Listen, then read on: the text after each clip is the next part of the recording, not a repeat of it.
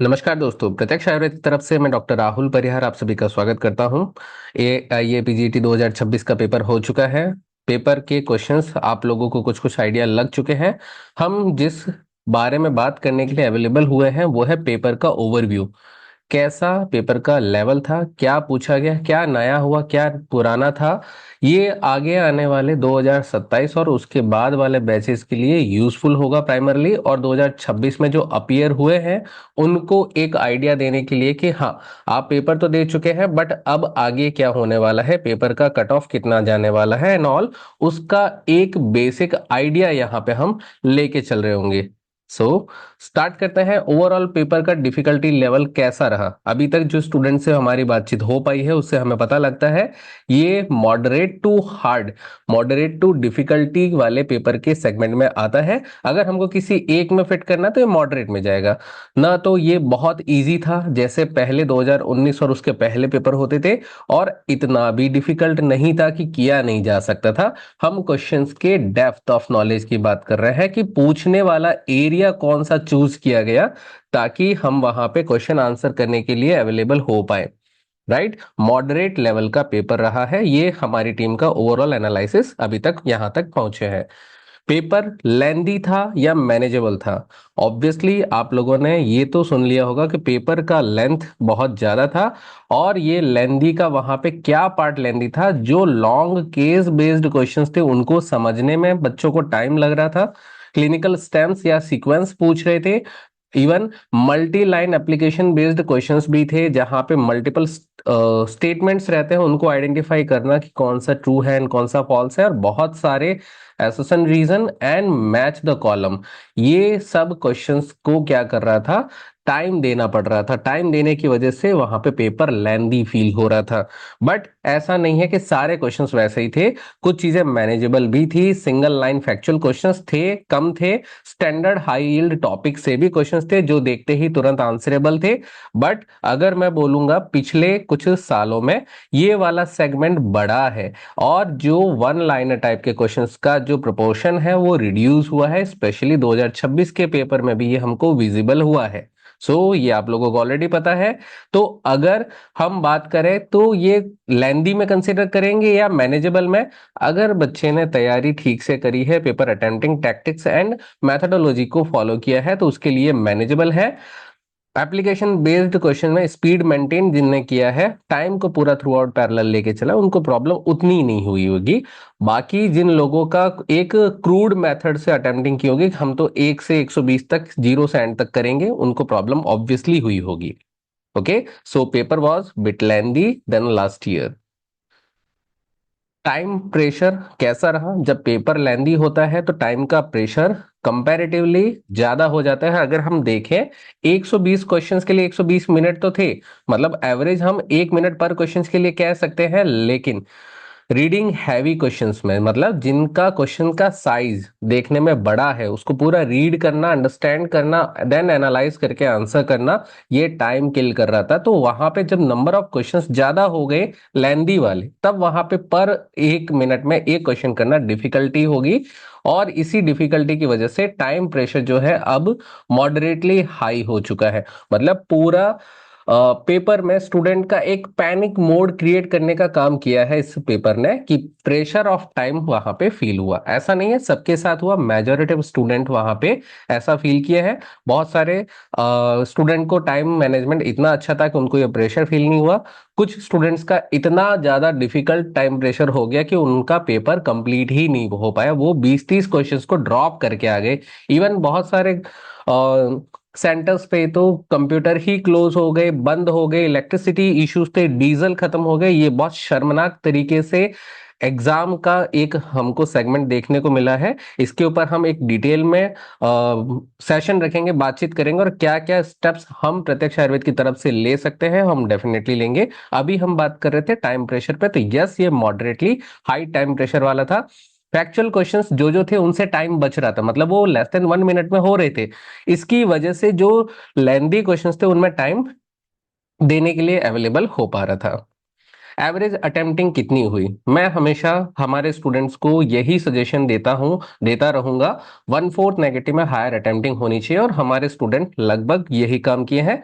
Average अगर मैं अभी तक की जो स्टूडेंट्स का डेटा मैंने लिया है अप्रोक्सीमेटली 250 to 300 जो हमारे स्टूडेंट्स हैं उनका डेटा मैं कैलकुलेट करके बता पा रहा हूँ कि जिसमें से लगभग 125 के आसपास के स्टूडेंट जो होंगे वो 110 के ऊपर है और 125 के आसपास 110 के नीचे। तो ये जो हमारे पास में एक एवरेज नंबर आया है 120 में से 110 क्वेश्चंस एवरेज अटेम्प्टिंग किए हैं।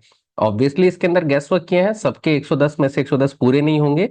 बहुत सारे बच्चों ने 120 भी किए हैं, बहुत सारे बच्चों के 100 के आसपास भी अटेम्प्टिंग है। अगर वेल प्रिपेयर्ड स्टूडेंट की बात करें उनका मेजोरिटी नंबर जो है इस रेंज में फॉल कर रहा है, वो है 105 to 115। और उसके ऊपर ऑब्वियसली 115 से 120 गए हैं, उनका थोड़ा सा रिस्क टेकिंग पार्ट ज्यादा रहा है, बट यस रिस्क कभी कभी रिवॉर्ड भी देता है। सो एवरेज स्टूडेंट की अटेम्प्टिंग 95 to 105 तक भी रही है, राइट। तो ये अटेम्प्टिंग प्रत्यक्ष आयुर्वेद के स्टूडेंट्स की मैं बात कर रहा हूं। वन लाइनर क्वेश्चंस का प्रपोर्शन कितना था, जो कि 2019 से पहले ज्यादा था। इवन लास्ट ईयर वाले क्वेश्चन पेपर में भी जाए तो वहां पे भी ठीक ठाक मात्रा में था, बट इस साल वन लाइनर फैक्चुअल क्वेश्चन जो डायरेक्ट रिकॉल वाले थे उनका प्रपोर्शन लगभग 25% ही था, बहुत ज्यादा था नहीं। इवन एप्लीकेशन या मल्टी लाइन स्टेटमेंट टाइप के questions, assertion, reason, match the column, इन सबको अगर मिलाएं ये सारे क्वेश्चन 75% प्रपोर्शन ऑफ पेपर बना रहे थे। तो इसका मतलब सिर्फ यहाँ पे नॉलेज गेन करके एग्जाम में जाने से काम नहीं चला होगा उन स्टूडेंट्स का। जिन्होंने प्रैक्टिस करी होगी, जिन्होंने मॉक्स लेंदी वाले किए होंगे, उनको उसका बेनिफिट मिला होगा। जो बहुत सारी गाइड मार्केट में अवेलेबल है वो generally one liner factual questions को ऑफर करती है, तो उनको सॉल्व करके डायरेक्ट इस पेपर में चले जाने से बहुत बेनिफिट नहीं मिला होगा। मेमोरी बेस्ड क्वेश्चंस ज्यादा या एप्लीकेशन बेस्ड क्वेश्चन ज्यादा, ये डायरेक्ट क्वेश्चन मैंने हमारे व्हाट्सएप ग्रुप के स्टूडेंट्स वाले ग्रुप में पूछा और वहां पे मेरे को 99.9% स्टूडेंट का ये आंसर है एप्लीकेशन बेस्ड क्वेश्चंस ज्यादा थे। अगर मैं बात करूं ज्यादा में, ऐसा नहीं है कि 100% थे, बट यस वहां पे मेमोरी बेस्ड जो पहले के पैटर्न में फॉलो करते थे, आयुर्वेद के पीजी एंट्रेंसेस या एमओ लेवल के एग्जाम जो हो रहे थे पीछे के सालों की बात कर रहा हूं, वहां पे ये प्रपोर्शन इवन 2019 के आसपास ये 80 to 85% थे, जहां पे डायरेक्ट मेमोरी बेस्ड क्वेश्चंस थे। इनका मात्रा घट करके केवल 30%, लमसम 30%। ऐसा नहीं है कि एग्जैक्ट मैं डेटा बता पा रहा हूं क्योंकि अभी पेपर रिलीज हुआ नहीं है। हम ये सारा स्टूडेंट के रिप्लाईज और उनका जो कैलकुलेटिव एनालिसिस हमारी टीम ने किया है उसके आधार पे बता पा रहा हूँ। एप्लीकेशन बेस्ड का मतलब सारे क्वेश्चन क्लिनिकल नहीं है, इसके अंदर जो अप्लाई करना है नॉलेज को आपके कंसेप्चुअल अंडरस्टैंडिंग और एनालिटिकल पॉइंट ऑफ व्यू से, राइट। सो ये प्रोपोर्शन है। अगर मैं बोलूंगा ज्यादा कहां से, ज्यादा एप्लीकेशन बेस्ड से, मेमोरी बेस्ड कंपैरेटिवली कम। तो निमोनिक्स वगैरह काम आई है बट उतना ज्यादा नहीं, जैसे पहले सिर्फ निमोनिक बेस्ड काम चल जाता था और लोग टॉपर हो जाते थे निमोनिक को याद करके, अब मुश्किल हो जाएगा। फैमिलियर वर्सेस अनफैमिलियर क्वेश्चंस, कितना पढ़े हुए में से आए, कितना पढ़े हुए में से नहीं आए, ये मतलब स्टूडेंट का डेटा है। इवन इसको मैं बताऊं कि 70% ऐसे क्वेश्चंस थे जो प्रीवियस ईयर क्वेश्चन पैटर्न या स्टैंडर्ड टॉपिक जहां से आते हैं हाई यील्ड या टेक्स्ट बुक में, जो बहुत इंपॉर्टेंट है और हर जगह पे स्टूडेंट पढ़ता है वहां से। अनफेमिलियर क्वेश्चंस संहिताओं में से भी कुछ जगहों से पिक हुए हैं, बट यस वो ऑलरेडी पढ़ा है लेकिन वो उतना इंपॉर्टेंट वे में नहीं फॉलो किया गया है, उसको कुछ जगहों पे रीड मात्र पॉइंट वाले पॉइंट ऑफ व्यू से पढ़ करके। तो उन चीजों को उन्होंने क्या कर दिया, पूछने का तरीका ट्विस्ट दे दिया। जैसे एक मॉडर्न के क्वेश्चन में आयुर्वेद ट्रीटमेंट पूछ लिया, आयुर्वेद के क्वेश्चन में मॉडर्न का पॉइंट ऑफ व्यू पूछ लिया।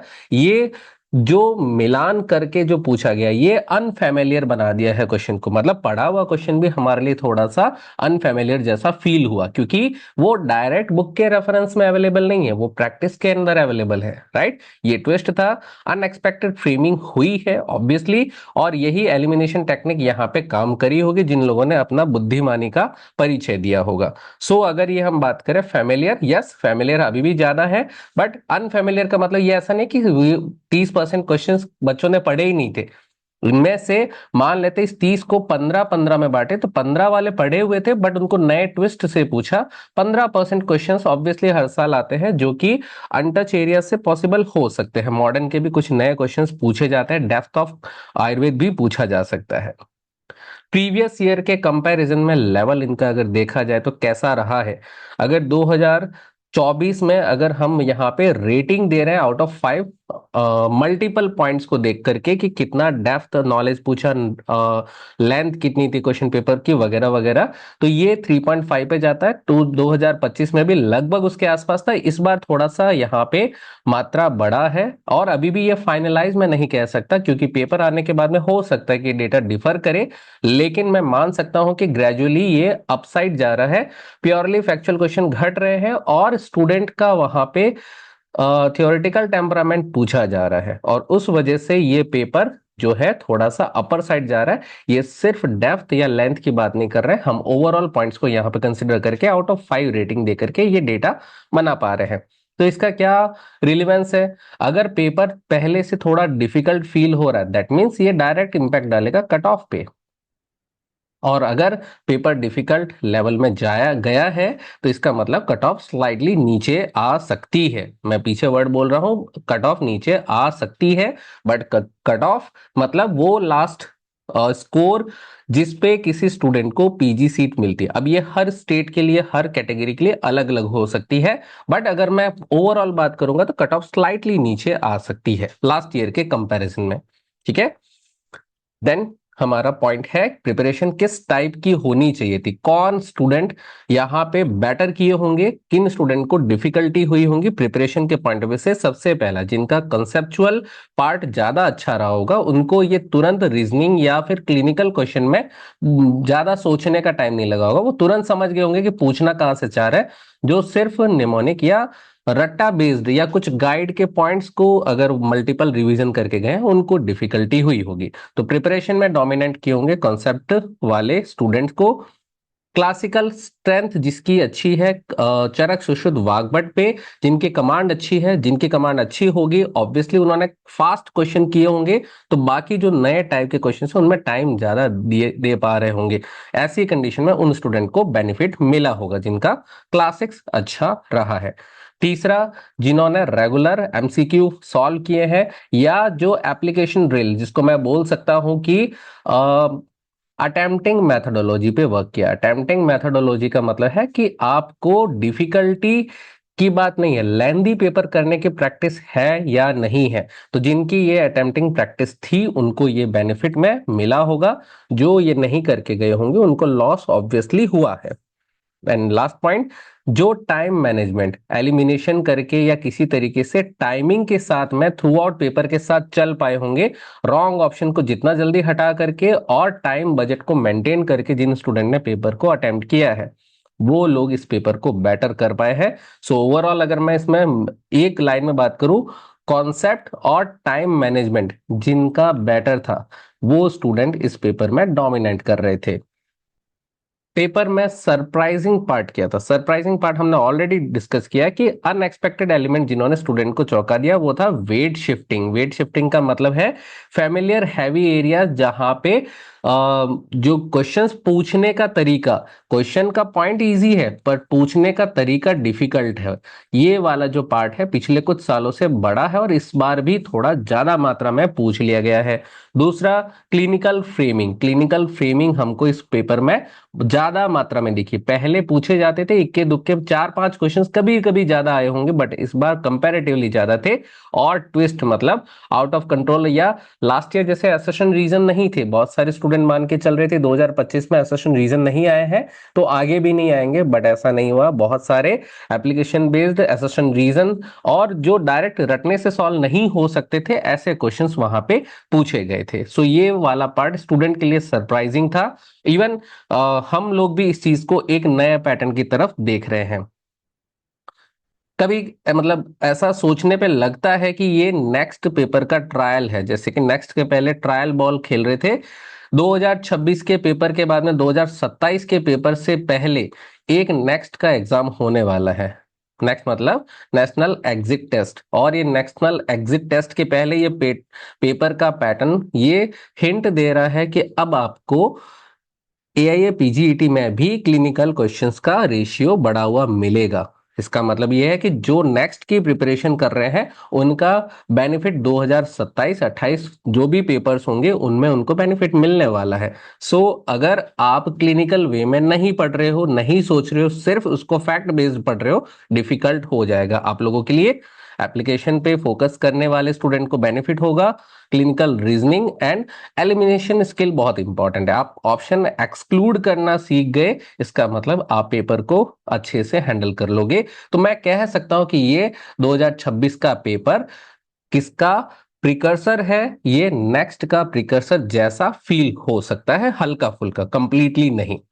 सो कंप्लीट अगर एनालिसिस करें 2026 का पेपर, सिर्फ ये टेस्ट नहीं था, आपने कितना पढ़ा इसका पॉइंट नहीं था, आप कितना इफेक्टिवली रिकॉग्नाइज कर पाते हैं, कितना जल्दी अप्लाई कर पाते हैं और एलिमिनेट कितना जल्दी कर पाते हैं। रिकॉग्नाइज और अप्लाई करने के लिए आपको कॉन्सेप्ट चाहिए और एलिमिनेट एंड फास्ट अटेम्प्टिंग के लिए टाइम मैनेजमेंट चाहिए, जो कि पीवीएस मेथोडोलॉजी से आप लोगों ने बहुत इफेक्टिवली किया भी है। तो recognise, apply and eliminate, 3 method से आपने पेपर को किया है। And all the very best for your results. और जो पेपर के अंदर क्वेश्चंस थे उन क्वेश्चंस को हम मेमोरी बेस्ड क्वेश्चन के आधार पे कुछ क्वेश्चन जो हमारे पास आ चुके हैं, कुछ क्वेश्चंस आ रहे हैं, उनको नेक्स्ट डे मतलब कल कुछ वीडियो के फॉर्मेट में आपको बताने की कोशिश करेंगे कि क्या क्या पूछा गया है। तो see you in next video. Thank you for watching.